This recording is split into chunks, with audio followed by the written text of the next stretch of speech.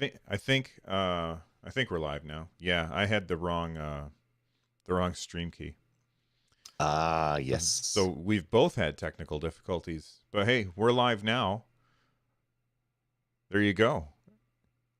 This is a weird bug, man. I don't know why my camera did it, but hey, uh, at least I have a temporary workaround, which looks like trash, but it's better than nothing, I guess. Yeah. So for those of you who are patiently waiting, thank you very much for your patience. Lloyd turned on his camera so that we could start talking, and it refused to focus on him, and we couldn't deal with a blurry beard. So he did all of the things that he was trying to fix him. He couldn't figure it out, and finally went and grabbed a My old Logitech camera, yeah, which has issues, but fewer issues than what the other one had. I'm gonna have to do absolutely. some tech support after. Yeah, absolutely. All right. Well, if you guys are you guys, if you're ready, I'm ready. Do you want to start I'm talking just about things? I'm just opening up all the rest of the docs on a restart. It didn't, for some reason, even though I have open all windows, it didn't open all windows. That's okay. I can do the intro while you're getting stuff open. Yep, I got it. I'm all ready. All right. Hey everybody, welcome back to Stadiacast. I'm Bill. That's Lloyd. What's going on, Lloyd? All the things are happening. Tech issue related. Dead cameras, things not working, Windows being weird. Yeah, just standard computer usage stuff when you're using a Windows PC. Absolutely. So, every once in a while, Microsoft will update, and for some reason, when they update things, it's basically it is let's take a working computer and update it to a non-working computer. And whenever you are a content creator like Lloyd and I, you have a lot of stuff hooked up to your computer, and that stuff does not play well with a Windows update. And his camera was not having a fun day, so he went and got an old camera. But that's okay. We're gonna survive. We're gonna get through this. Before we actually do start talking about Stadia, which will happen very soon, we do record this show live over on our YouTube channel, nerdnest.tv, every Sunday morning at 10 a.m. We're a little late today. Sorry about that. Thanks for the patience, everybody. So if you haven't already gone over there and subscribed, please do. Click the little bell notification so you get notified when we send out new videos. And if you are watching this on the YouTube channel and you want to subscribe to the audio channel, that helps us as well. Just go into whatever podcasting app that you prefer and do a search for Stadiacast and go ahead and subscribe. Lloyd, what have you been playing this week, man? It's been a really busy week. Before we get into what we've been playing, I got a piece of hardware which I am absolutely 100% in love with. It's this little guy right here. It is a Backbone controller, MFI controller from my iPhone. So you basically take this little guy. It opens up. Your phone snaps into it. It has a lightning port on one side. Of course, I have a big beefy case, so it's really annoying taking this two-piece OtterBox off, on and off. But that's a me problem, not an OtterBox, or not an OtterBox problem, and not a Backbone problem, definitely. And this basically shows up on your phone as a controller. So you can play Apple Arcade games, you can play a bunch of different stuff on iOS, but I've been using it for Stadia. I've also been using it for Xbox Remote Play because I'm not in the xCloud beta yet for iOS, but and that works really well. But I've been using it a lot for Stadia, and we'll get into what we're playing. But man, I'm going to take my phone apart as I'm talking. This device feels as close to an actual physical piece of hardware that I've ever had with these types of devices. I've used these in the past. Usually, they were like old Bluetooth ones. They weren't MFI because they were pre-MFI. I haven't tried one since MFI became a thing, so it's been a number of years. I haven't tried the Kishi or anything like that. So this is kind of my first experience with one of the newer ones. And when it's on your phone, It basically just shows up like or shows up, as I said, as a controller to iOS, and then you actually have physical controls. The buttons are great, the joysticks are great. The device itself might be a little bit small for some people. I don't have huge hands, but I have large hands, and it's getting to the point where it might be a little bit too small for me. If it was just a little bit smaller, like say 3% or 4% smaller, it would be a little bit too small and uncomfortable. The way it is now, it's perfect. So yeah, I've been playing a big chunk of Cosmic Star Heroine with this. I was saving that game for when this device arrived. I wanted to see if it's possible to play a full game with text on my phone, and it is. I've played 6 hours, 7 hours of Cosmic Star Heroine. I think I'm on chapter 8 or 9, which is Nice. from what I understand, close to the end of the game. And I've been playing it probably 90% on my backbone and absolutely loving it. The really nice thing about the backbone that I like, you don't, maybe everybody else has a different opinion, but it comes with this little backbone app. And it acts as kind of like a social media thing. You can record gameplay and share it with your friends. But the cool thing about it is it will search your installed apps on your phone every time you open it. So if you download a new game, you'll immediately be able to see if it's controller based. Like you could see right here, it shows Oceanhorn. Boom, it's there. Oceanhorn support is supported because I downloaded Oceanhorn. It supports controllers. Boom, there it is in my device. So it's really cool. And the other neat thing about this app, once I get it there, is there's a permanent button on your controller. It's a little orange button that glows because this thing has a pass-through charging port as well. So you can actually just plug it in through Lightning and it will charge your phone while you're playing. But at any time you can hit the button and the Backbone app opens. So it's like a physical Xbox button or a Stadia button or a PlayStation button, but it's on this little device. So yeah, you can see my home screen. I hit that little button and boom, the little Backbone app shows up. Really, really cool. I've been playing Stadia, of course, with the web app. So you can start the web app. It takes a couple seconds to boot up as that's going. Here we go. I'm gonna open up Cosmic Star Heroine. You can see there's a controller linked because it detects that I have a physical piece of hardware attached to my iPhone. How do I get over there? Come on, rotate. I've noticed that the Stadia web app is a little bit pokey these days. I think they're doing some updates for it or whatever, or maybe they did just update it recently so that it now has a layout that is more consistent with the regular app, which I think is a good thing. Like you and I have complained forever that they need to have the same layout everywhere, but. I want to ask a quick question about this thing. Yeah, for sure. Does it have like a button that is, are all of the buttons that you need for Stadia, like the capture button, the share button, like is all that stuff on there? Share button. I don't know what it is. So there's like a select and start button, there's a capture button, and then there's the backbone button. Okay. The one thing I'm not sure of, I think when you hit the capture button, it uses the backbone's internal capture thing. So it has its own capture thing. If you hit the button, it wants to record a video, it'll pop up that little share sheet saying, do you want to start recording your video or streaming your video? If you have like streaming software installed. Which is cool. And if you hold it down for a couple seconds, it takes a screenshot. You can change the way that works. Because the Stadia app, as you can hear, I don't know if you can hear it. You can kind of hear it.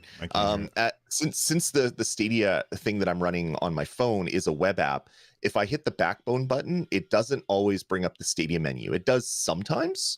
It doesn't all the time. I'm trying to figure out why that isn't happening. Hopefully what Google will do is just always have a physical on-screen button. Like if you touch the screen, it should have an overlay that has like the little Stadia logo. You hit it and then it brings up that side panel.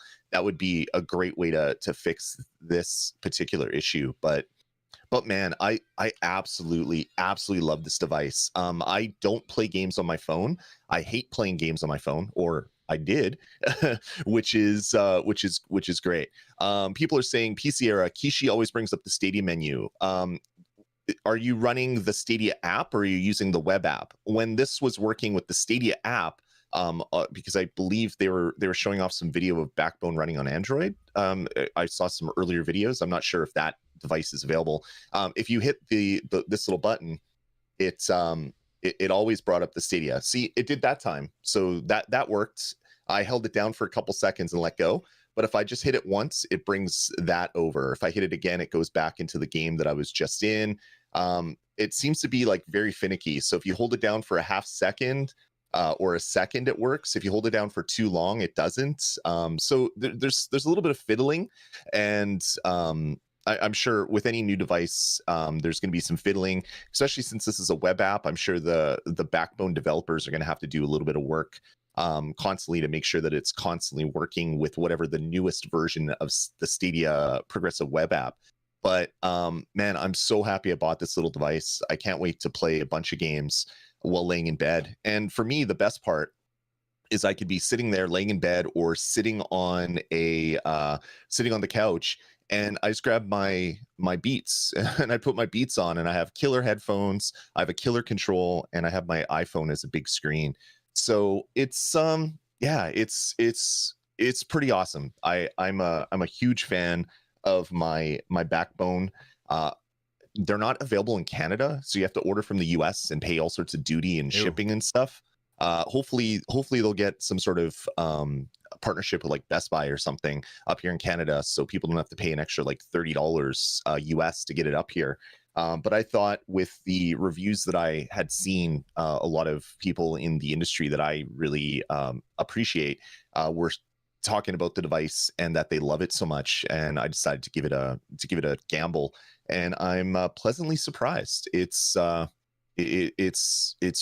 just this really cool little device. The one thing I wish it had, and obviously this isn't an issue with the piece of hardware, the physical piece of hardware, but when you have it like this, it's pretty tall and it seems like it's kind of flimsy. It would be nice if they sold like a carrying case, like a hard formed carrying case, so I could put this in my bag with me to take along with me, because I don't want to have this thing rattling around in my backpack. Yeah, it looks like, because of it, there's so many things sticking out that it could easily get caught on this or that or whatever. It feels like it would easily get broken in a backpack. Yeah, that's the thing that a lot of people love the Kishi for, is it goes down smaller. Mm-hmm. A friend of mine has a Kishi and absolutely does not like it. So I was like, okay, maybe I won't buy a Kishi. Maybe I'll wait for something better. And then I saw the Backbone, and no one I knew had one except for people online that were posting videos. So I'm like, okay, I'm going to be the guinea pig with this $100 US add-on to my iPhone. But man, I'm absolutely loving this device. So this is going to increase the amount of Stadia that I play on my phone, which in the past has been 0. So any increase is a positive increase. Yeah, definitely. That's very cool. So you've been playing Cosmic Star Heroine. Yeah. How are you feeling about that game? Are you hooked, or are you just like, all right, well, I just need something to occupy my time? I really dig it. I love old school RPGs. The thing that I find the most annoying about Cosmic Star Heroine is you'll be watching a cutscene and they're like, okay, yeah, you have to go to this part of the screen, and you have to go down and stand right in this dark alleyway. And then you do other things, you get in other battles, and you forget what you had to do. And there doesn't appear to be a way that you can look at your current mission, like what do I have to do? So one time I had to like go talk to every single person in this other in this little area, and finally someone says, oh yeah, I heard some weird noises from this alleyway back there. I'm like, yes, an alleyway. I had to go stand in a stupid alleyway. That's what I had to do. The game itself is a hell of a lot of fun. As I said, I love retro RPGs, and playing a modern one, a modern take on a retro RPG is always fun. The thing that I like about this Backbone is the text in Cosmic Star Heroine isn't too small. I was worried it would be too small playing a text heavy game on my iPhone, but that was not that was not an issue at all. I, So I yeah, think that goes game to game and developer to developer. I think that 100%. I've played. I don't play games on my phone like ever, but I've played a Mhm. billion games on my Switch, and some of them the developers clearly put absolutely zero thought into the fact that they were putting something on a smaller screen, while Yep. others were very intentional or even gave you options where you could pick the font or change the font size or whatever. So, and I also think that when you're looking at something like Cosmic Star Heroine, which is designed around this 8 to 16-bit aesthetic, that always tends to be pretty readable. It's when you are dealing with usually like Square Enix or something like that, where they're like, like these big developers, um, and they, how do I want to say this? I think I don't want to say lazy, but I think that they don't think about all of the situations that Yep. these days you have to think about, and they just think, oh well, this UI looks cool, and while it's good that something looks cool, it Right. also needs to be easy for old people like us to read. Yeah, and I think that's the bonus with Cosmic Star Heroine is it was made to play on phones, on consoles. Hmm. So it wasn't just designed around the thought that someone would have a 60-inch TV in their basement. It's more designed around all the different ways to play. So it works perfectly on my iPhone. I'd be worried that some of like the Ubisoft games that have very small text on screen would be a little bit tough to read. That's who I was But I'm an thinking of. I'm an old man, so my eyes aren't the same as a young person's eyes, so it probably wouldn't be an issue for a lot of people there. So, but yeah, I'm really really loving the Backbone. It's good, and I'm loving Cosmic Star Heroine. It is a great game. Very cool. All right, moving on. We just got a super chat, but we'll talk about all of the super chat stuff at the end of the show. So thank you very much for the super chat, but hold off. We will get to it very soon.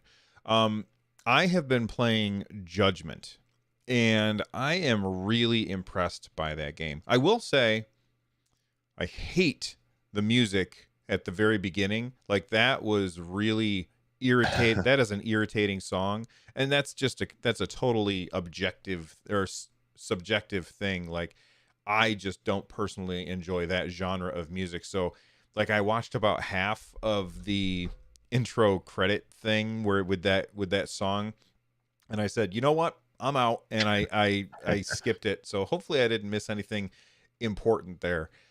But Yeah. I am really enjoying this game, and you know what? It really made me feel like um it made me feel like watching some like old uh dubbed kung fu movies. That I've always been a huge fan of those old dubbed movies, and I feel like that this is what it feels like to me. Is I feel like I'm watching an old dubbed like Japanese detective movie. Yeah. And I will say the combat is a little too button mashy for me. I'm not a huge fan of the button mashy like X X X. Like it came up and it was like press X 7 times and then Y. And I'm like, oh really? Okay, I don't really care for that kind of thing. But I'm starting to get better at it. Like right now, I have the ability to run at a wall, and I kind of like run up a wall and jump off, and can press Y halfway through the air to cause some problems for the street toughs that keep attacking me for no apparent reason. Um, and so the combat's a little weak for me. Not because I think it's bad. It's just it's not my kind of combat. The Mhm. story though is very very intriguing. I feel I'm enjoying the voice acting. I don't know if I would say the voice acting is good, but it's Mm. entertaining, and Right. that's where I'm at with the game. I love the fact that you can like you have like there's posters all over the city, and you can take out your camera and try and take a picture of the poster, and you can scan these little things, and it'll get you skill points or new skills that you can use. I like I like the fact that you can go like the game will pause and put you into first person mode, so that you have to like look around and find things, and then like hover over them, and then press down the trigger and the A button in order to really highlight those things. Like the detective parts of the game are very Yeah. cool. And I Yeah. also really like the part when you are interviewing people and you're talking to somebody and you have to make choices based on what you think is going to get you the best information. Of course, you can go through all of the choices, but the game rewards you for making, I guess, what the game has decided is the best choice in that particular situation. And you Right. get like these little stars, which up your SP so that you end up with more skill points by being careful. So Mhm. everything that I have experienced so far, with the exception of the intro music and the combat, is absolutely top notch, and I'm really having fun with it. Have you been playing it at all? I know you did our first look, but have you been playing Yeah. it since then? I played about another 45 minutes after my first look, so not super far, but I really dig it. It gives me so many vibes from various other games. I've never played a Yakuza game, so it doesn't give me vibes of Yakuza other than seeing trailers and things. But doing the investigation makes me think of Phoenix Wright, where you're kind of scanning a crime scene looking for blood or something and trying to figure that stuff out. The gameplay itself, like when you're chasing after someone, it makes me think of Shenmue, obviously because of the setting and things like Hmm. that. And it also has the same thing that Shenmue had, which is like hyper high resolution areas with low resolution all around them, and it kind of sticks out a little bit because of the very simple geometric world you're in, but with these high resolution textures. I get a little bit of that with Judgment as well, but I'm really enjoying it. As far as getting a first Yakuza game kind of on Stadia, I think this was a good one to go with. It's standalone. You don't really need to know anything that happened in the worlds other than you're in Japan, I guess, is the only thing you really need to know. The voice acting is cringingly bad in all the best ways. Like when you watch like a Yes. really bad dubbed kung fu movie, like you were saying, Bill, it's very much like that. So it makes me laugh every once in a while because you get the tone in someone's voice, but the face doesn't really match it, and Uh-huh. it always makes me laugh a little bit when that happens. Um, yeah, man, I'm really digging it. It's a lot of fun. It plays well on my phone as well, which I think is going to be a new thing I look forward to or look into, which I've never done before. But yeah, I'm super happy this one came to Stadia, and hopefully we get the other ones because I'd love to play them on Google Stadia, even though I have access to them on other platforms. Yeah. In addition to playing Judgment, which just came out, it's $40. Definitely worth a pickup if you are if what we've said so far sounds interesting to you. Definitely check that out. I've also been playing more Resident Evil 7. Um, Last night, my wife and I Surprises were, me. huh? That that super surprises me. I thought you'd bounce and you'd be bounced forever. I'm so happy that you're going back into it. Well, so, and I felt the same way. And if you ask me right now, am I going to play more? The answer is probably no right now. But after a few days of distance from the experience, my brain says, okay, let's check it out some more. But this one was actually my wife's fault. We were watching, I can't even remember what was happening, but I said, oh, you think that's scary? Here, watch this. And I brought up like my video of like the second one when I really got scared, and I was like, watch this moment right here. And then the next thing we know is we were just sitting there watching it, and we're like, she goes, can you play this right now? I go, yeah, I can play it right now, but if I'm gonna play it, I want to record it. And we just so happen to have a splitter which takes the signal from my all of my gaming systems, and it comes to this computer screen right here, and it goes to this TV over there, and we've got like a little couch area where we sit and watch TV. And so Right. she was on the couch over there watching me playing the game, and I was over here recording. And so I haven't edited the video and uploaded it or anything, but that's going to come soon enough. But you can hear there's a lot of very scary moments in this section of the game that I was playing, and like I'm screaming and she's screaming, and then because she's screaming so loud, I started laughing, and we're just kind of, it's this weird feedback loop of we're scaring each other and making each other laugh as we're playing. So that video will come out sometime later this week when I have time to sit down and edit it. But that game is so fantastic. I really, really like it, and I also really, really hate it at the same time. And I'm excited for Resident Evil 8. I can't wait. I'm going to be doing the on whatever day it is. There's a what's that? The May 1st. May 1st. So that's like Saturday, right? Yeah, I believe so. Yeah. So on Saturday at 8 p.m. my time, which is US Eastern, I'm going to be streaming the demo for Resident Evil 8 here on the YouTube channel nerdnest.tv. So make sure that you click subscribe and turn on the alerts so that when I go live with that, you can see me get terrified as well. All right. What, you been playing anything else, man? Not really. I popped into Immortals Phoenix Rising a little bit to check out the new DLC. They have what is it? Something gods, which doesn't help because there's two of their DLCs that had gods in the title. But this one you play as someone else, and you're also in a kind of a top-down world. They change it to sort of like a top-down beat 'em up. Each of the DLCs has had kind of like a different motif and a different I don't know, different gameplay styles or different gameplay elements thrown into it.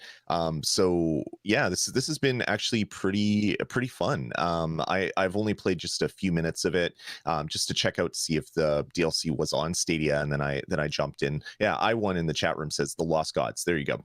So it's fun. I really love Phoenix Rising. I hope they do more with that franchise. I hope we get more stuff added to the game that we already own. But yeah, jumping into a different world, sort of, where you're in like kind of like a kind of, I don't know, a kid's version of Diablo.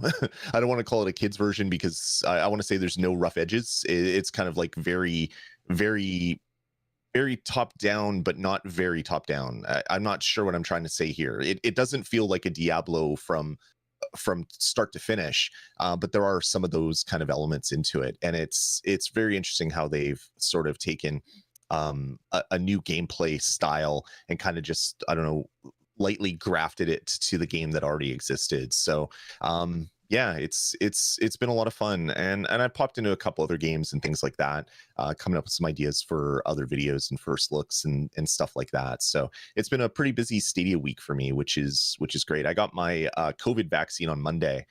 So Monday, Tuesday, and most of Wednesday was kind of shot for me.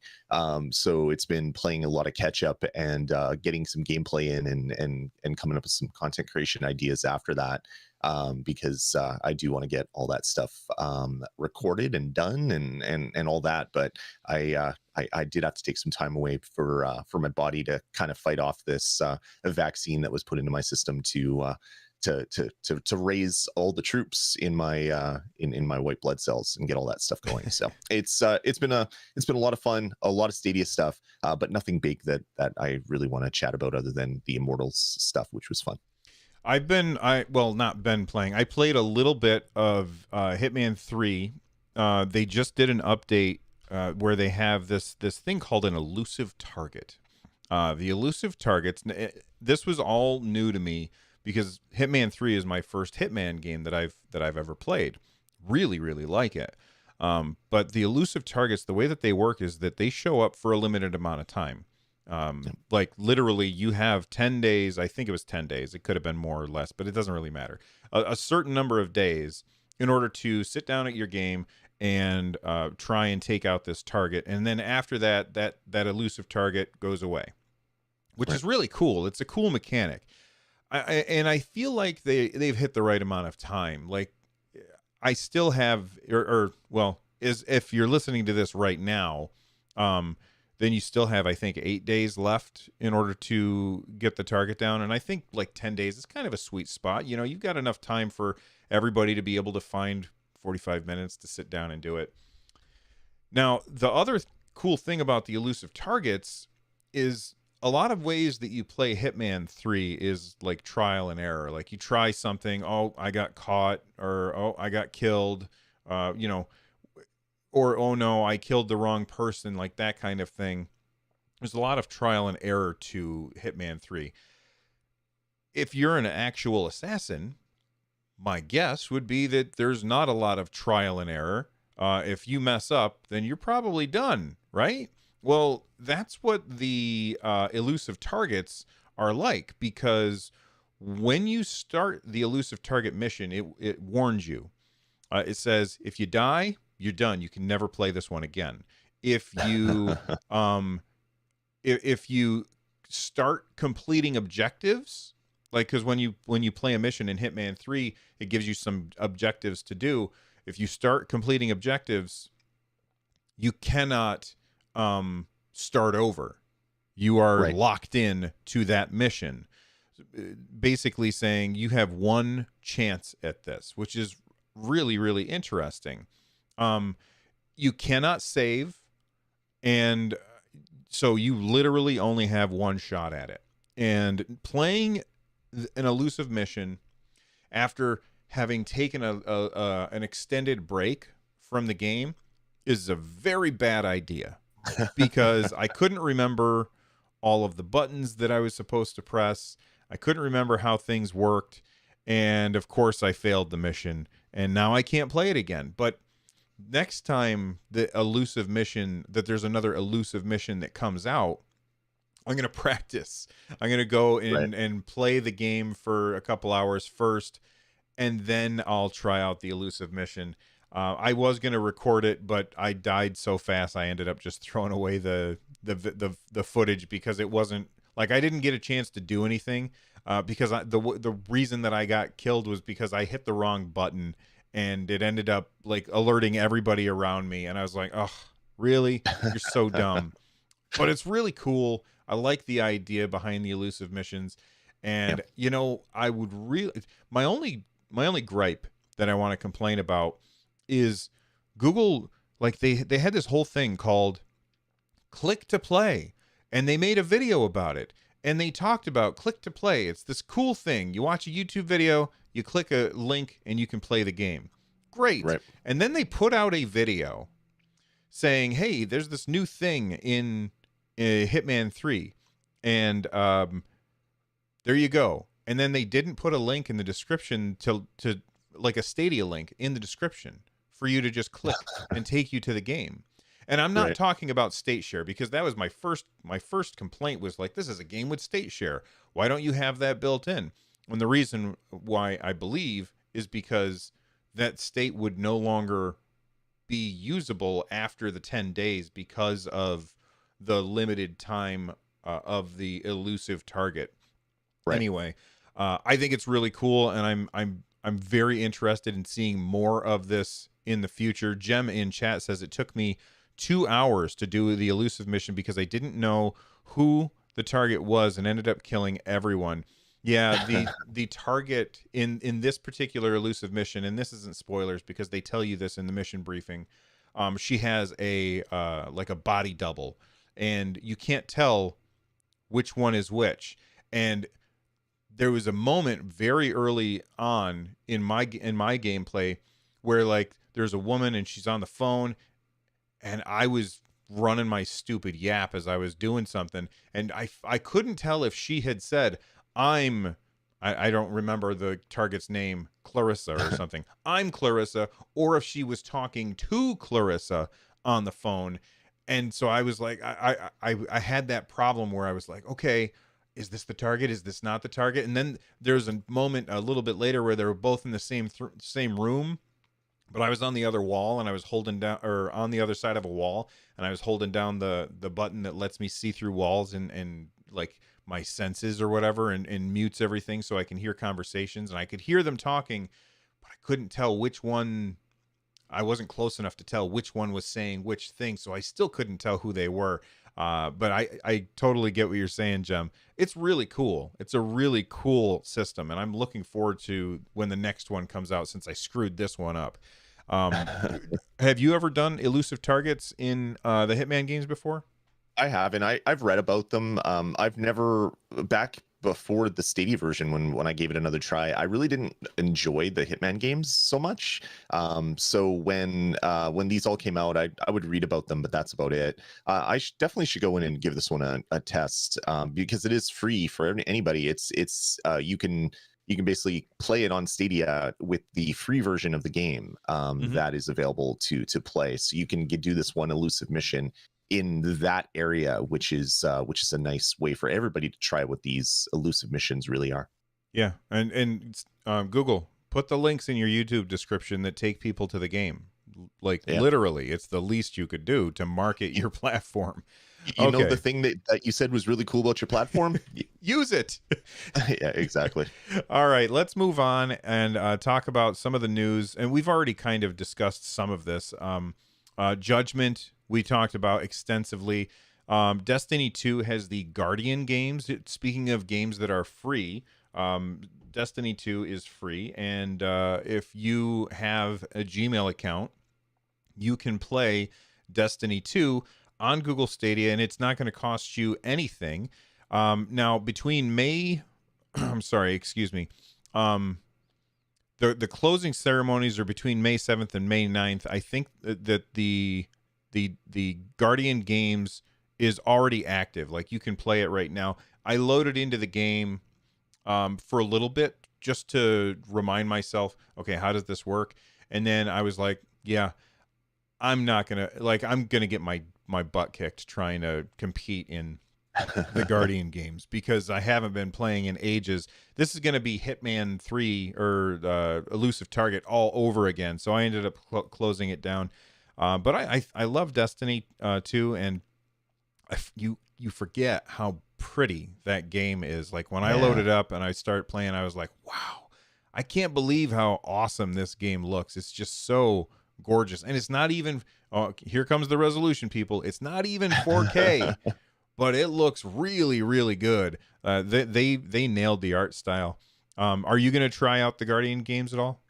I'm so over Destiny. I tried really hard to get into Destiny 2 and I just couldn't. I spent so much time in Destiny 1 that this didn't feel right to me for whatever reason, and it just wasn't on my list. So unlikely. I'm super happy it's here for people that love Destiny because there are a lot of people that play Destiny constantly. Mm-hmm. That sadly is not me. I think there's someone on our Discord that has like 1,200 hours in Destiny or something crazy. So there are a lot of people that really, really love that game. And I am not one of those people, sadly.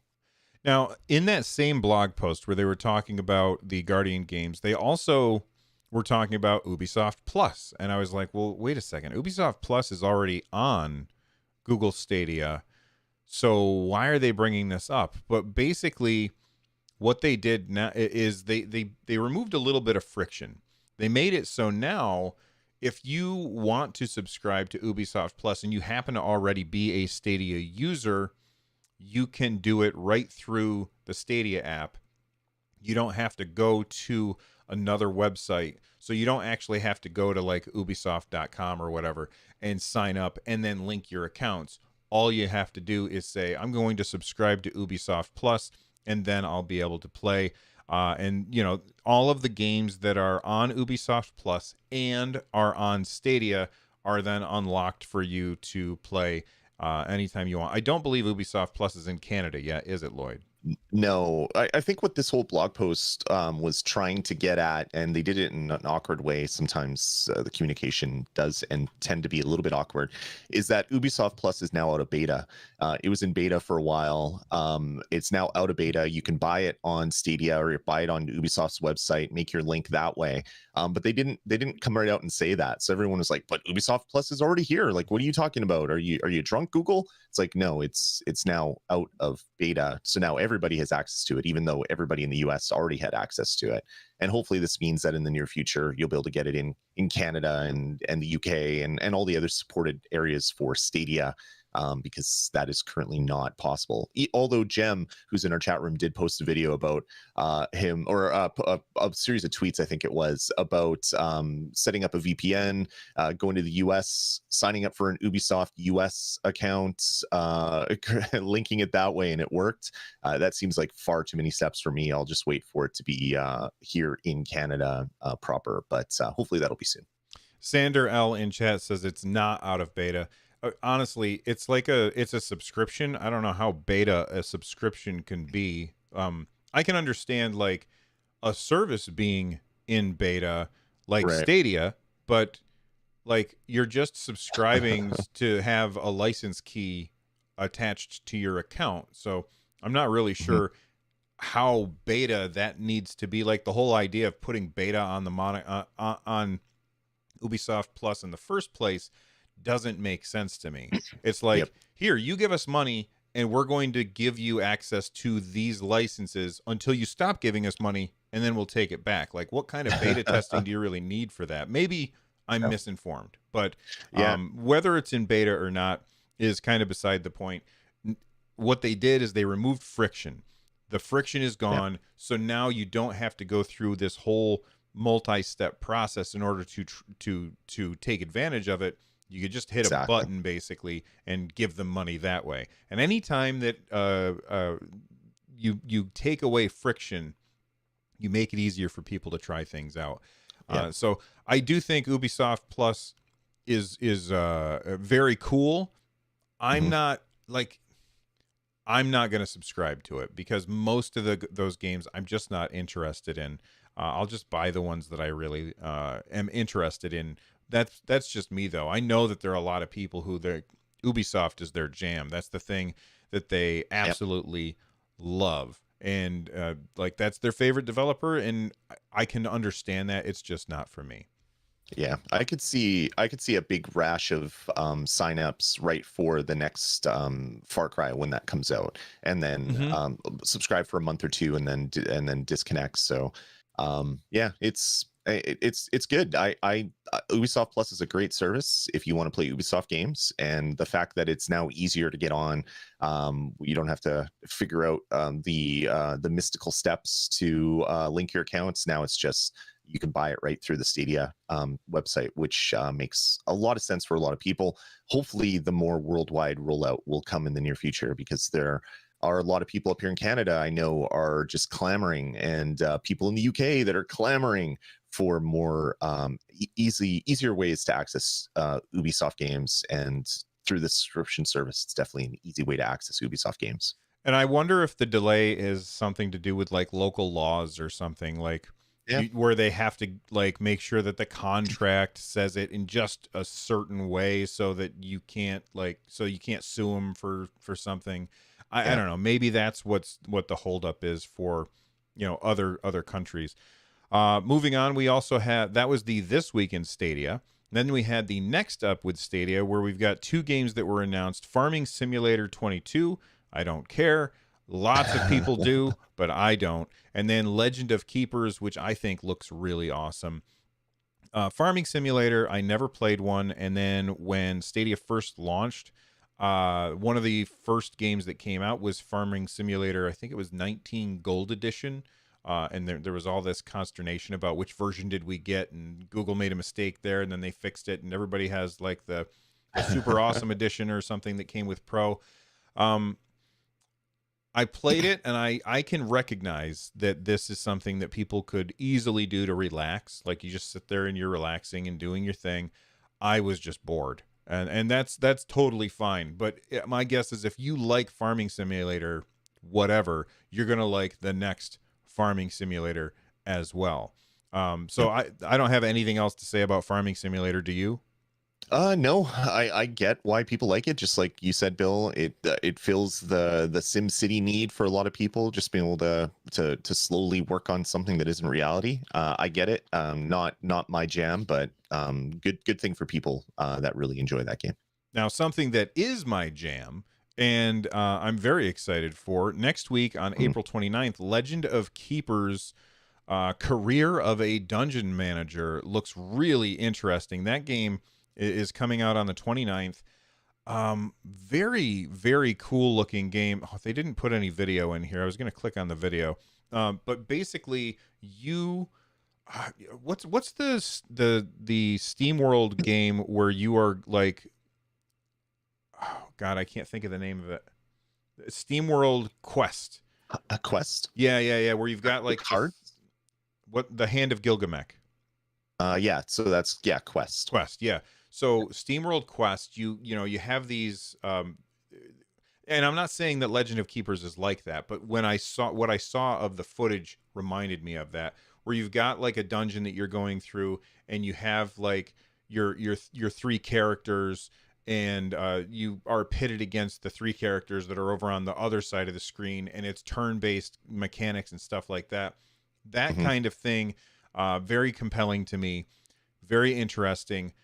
They've taken that and they flipped it on its head because now you're the bad guys. You know, Hmm. you've got heroes coming into your dungeon and you're trying to keep them out. And I think that that's really cool. My one quibble, I mean, first off, you're just the bad guys. I don't know how different it can really be, but I mean, in my brain, the thing that comes to mind is, okay, well, the bad guys tend to stay in the dungeon, and the good guys have to go through the dungeon to find them.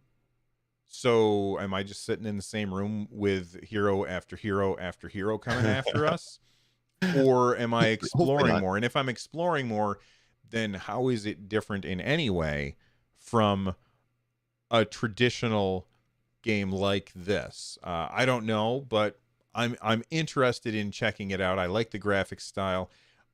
Are you interested in Legend of Keepers?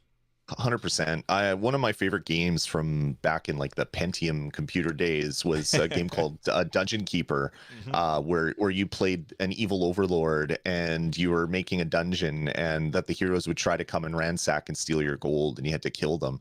Um, Loved those games. There's a bunch of games that were similar to that, where you'd be setting up traps and trying to kill the good guys while being the evil overlord guy. I think there's even a game called Overlord There where is. you're one of those guys as well. That those genre of games I absolutely loved, and this one looks really good as well. So I'm really excited about this one. It's a roguelite.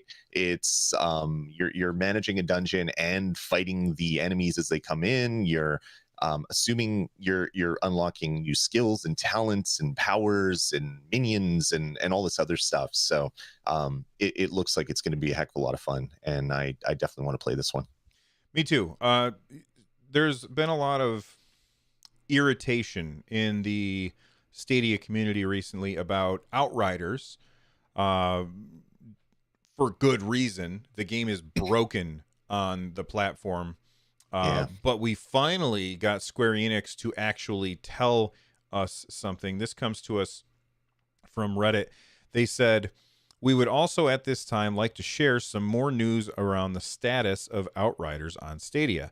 Stadia has followed a different development timeline than other platforms. This is also why the Stadia version has a certain unique features such as Stadia's Stream Connect, but also doesn't necessarily face the same bugs and issues that other platforms may. Well, they have all their own bugs and issues. Thank you very Yep. much. Yep. It was our intention to converge these development builds shortly after the Outriders launch in order to provide Stadia players with the same experience and access to cross-play matchmaking pool. Unfortunately, the launch weekend issues we faced, as well as the recent inventory wipe bug, have consumed much of our focus that would otherwise have been spent bringing Stadia in line with the other platforms. As these other priority issues will be very soon have been addressed, we will once again proceed with bringing a Stadia version up to date. We hope to release a patch for Stadia in the week of April 26th, so that's very soon, that will address pre-order issues.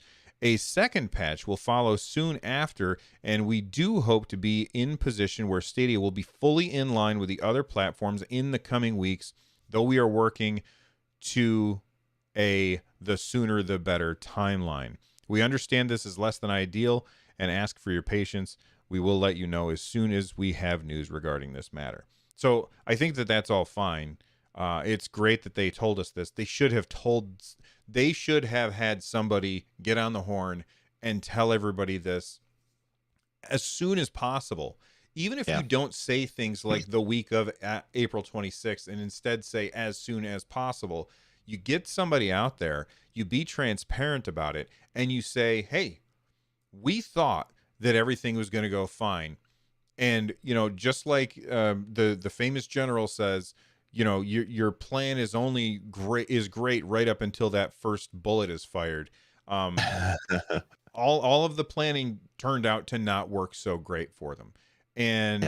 And because they had all of these problems, they had to take their teams and refocus to get things working, because when you have everybody's inventory just disappearing, that's kind of a big deal. And while, yes, the Stadia version was really broken, we didn't, as far as I know, we didn't have our inventories disappearing. I stopped playing because the game was just not fun because of the way it plays on Stadia. So I'm really hoping that we get all those patches, we get everything in sync, and then we can continue to play, because everything about the game, for me, seems great. But the way it runs on Stadia, actually, the way it runs on my PC is not great either. Like, it's a very poorly optimized game across the board. And for like, I played it on GeForce, I've played it on my computer, I've played it on Stadia, and all three of them have had different crappy experiences associated with it. So like we've said before, the game seems great, but it's just not done and shouldn't have been published already. They should have waited. But are you going to go back to it once they get the Stadia stuff worked out, or are you moving on to greener pastures? I've still been playing a little bit Outriders, mostly on Xbox. Haven't played too much more on Stadia. You're referencing the item deleting bug that only came with a newer patch. So the patch that came out on Stadia didn't have that bug in it, and their rush to fix the server issues inserted that bug, and then they had to fix that bug. They're talk about how Stadia was a different development timeline. It's interesting. I mean, every version essentially is a separate version. Like, when you make a game, you have a similar code base, but there's a lot of stuff that is unique to the platform. The fact that Stadia wasn't included with their patches is kind of interesting. Maybe it's a smaller team, or a different team entirely is working on it, and it took some time to get all that going. But it all comes back to communication. If they would have told us this right away, there wouldn't have been the hand wringing that we've had over the last few weeks. Just tell us. If it's not going to be fixed for a month, tell us. At least we know. And then there isn't the people that check news blogs every day to see if they're finally going to get their game fixed. They'll know right away, and then they can make the decision whether they're going to refund it or wait or what, because they actually have information, where we just didn't have information from Square Enix forever on this game until this blog post. Yeah, absolutely. Let's move on to from a game that launched broken and is still broken, to a game that launched complete and is getting updates to make it even better. And that is Monster Boy. I forget, was it Dragon's Curse? Yeah, and the Dragon's Curse. Yeah, the Dragon's Curse. That game's fantastic. No, sorry. What's that? And the Cursed Kingdom, not the Cursed Kingdom. Okay.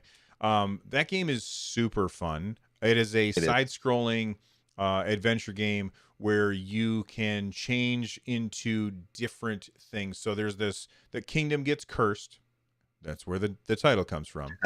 And then everybody gets turned into animals, basically. And you get turned into a pig, but you also later on get the ability to turn into different animals that have different powers.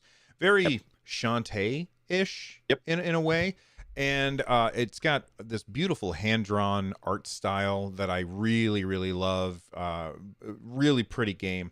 But they just patched the game in order to have crowd choice and state share, and that's just fantastic. I love this, and I'm more likely to jump back. Like, I would love to play this with crowd choice on. Basically, the way that you play it with crowd choice is that the people who are in your audience, they get to choose, do we want to give you more health or do we want to give you more coins, that kind of thing. Like, so you have like these choices that the audience gets to pick as you're playing, and then that stuff populates into your game, which is incredibly cool. And then they also said you'll have a more stable experience with fine-tuned GPU utilization. I don't know. The game seemed to run fantastic for me when I played it before, so I don't know. But are you gonna do a stream of Monster Boy? Yeah, my plan was yesterday or today to do a stream. Yesterday was a complete and total write-off. So my hope is early afternoon to do a Monster Boy stream here on the Nerd Nest channel, just to check it out. And really play through a game that I loved. I loved the original release of Wonder Boy Wonder Boy 3 or whatever it was called. I can't remember what it was called. Dragon's Curse, I guess, when it came out on the Sega Genesis back in the day. And then this remake is fantastic, and be able to play it with other people helping or hindering me just sounds like a complete ball. So when I have my time squared away and I have my window outlined, I'll schedule a video, and then you guys can come and watch me or help me or hurt me, whatever you want to do, as I play through some Monster Boy here. Now, remind me, is this the one where you could just hit a button and it could go back to the old graphics? Or is that a different one? I don't recall if you can in this one. It's been a while since I've played it. I played it mostly on my Switch back when it first came out. I think you can, but I'm not positive on that. Okay. Chris Lee is saying, any news on Disco Elysium on Stadia? So the reason that he's asking is that apparently the game had a game-breaking bug on Stadia, which was basically you would get to a certain point, which was well after the 2-hour refund window, and you could not progress in the game anymore. Yep. I believe that the game has been patched, but I don't remember off the top of my head because I haven't been playing. I don't have that game. So I'm not positive, but I believe I remember seeing that it had been patched, and I even had planned on putting it in the show notes, and I just forgot because I'm old and goldfish memory. But I think it's been patched. I'm not sure. Yeah, I believe people in our Discord have been talking about the fact that it has been patched, which is great. Cloud Gamer 201 in chat says the classes mode is on Dragon Quest, not Monster Boy. No, I understand that. I know that, but there's also a Monster Boy game where you can hit a button and like on the fly go back and forth. Maybe it's not Monster Boy, but I definitely wasn't confusing it with Dragon Quest, but you can go back and forth between the ancient Sega Master System graphics and the new modern hotness that we have today. Anyway, so go ahead. You can switch between retro and modern in Wonder Boy and the Dragon's Trap. Oh, okay. So I knew it was one of those, and I just couldn't remember which one. All right. Real quick, I want to thank our people who are members and who have also done super chats. So thank you very much to everybody who supports the show that way. You guys are all amazing. Really quick, we got a bunch of members in the past few days. I'm not going to read them all off, but they're on the screen right now if you're watching. So thank you to each and every one of you. You guys are absolutely fantastic. Sukotronic, like clockwork, sent in his super chat that he does every single week. We appreciate it, Suko. And then Johnny Bionic sent in a $10 super chat. Thank you for the help there, Johnny. He says, it's not a bug with the backbone button. It's 3 functions for 1 button. A press, a long press, and a press and hold. It's in the directions in the app and explains it has nothing to do with the web app. It for me, I saw those instructions, and it only has an issue with the web app for me. So I wonder if there's some delay there. In other apps, you can click and hold the button for a second, and then it brings you to whatever the in-game menu is. On the backbone, it just seems more random to me. So I don't know if there's some lag because of the web app not receiving the input or whatever. I'm not sure what it is, but it hasn't been entirely 100%. So that was all I was trying to say. Yeah. Well, but thank you for trying to help, Johnny. We do appreciate it. And Yeah. speaking of help, PC Ra, Pakra, I don't know how to say your name. Tell me in chat how to say your name. I'm just going to call you PC probably. PC just became a member. Thank you very much. Nice. If you have not already clicked on the join button to see reasons why you should, then do it. Click it. See what happens. All right. Anything else that you want to talk about before we get out of here, man? I don't think so. We I guess this is the time of the year that or time of the month rather, where we normally talk about our predictions for Pro. I am so like wrong all the time when it comes to that. But also I have Piku. yeah. Piku Niku's going to be the one week the 1 month I took that off, and we get it as our thing. So yeah, it's kind of annoying. I don't know what games will be coming. People are assuming that Arc will be coming just because of the guidelines that the developer said when it will be coming out. So yeah, I think I think Arc is probably a lock, but I can't think of anything else that we'll get. Probably some newer games that we don't even know about. Yeah. You know, there was this problem a little bit ago where the Dark Side Detective, A Fumble in the Dark, was they had said a while back that it was going to be a pro game. They said it in a This Week in Stadia thing. And then when it came out, it's not a pro game. And I don't think Google ever really explained what happened there. Maybe that's going to be a pro game this month, or I'm sorry, next month instead, which I think, I mean, the game just came out. That's just going to tick off a lot of people who bought it, and then 2 weeks later they could have gotten it for part of their subscription. So I hope that they don't do that, because that's just going to make people mad at them.